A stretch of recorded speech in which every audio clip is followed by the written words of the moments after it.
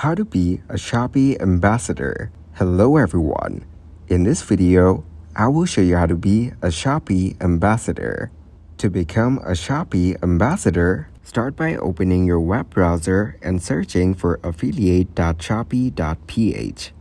Once you land on the home page, click on the enter button to proceed. From there, you will need to create an account. You can either use your email address or sign up using your Facebook or Google account. I chose to sign up with my Google account, and you can do the same.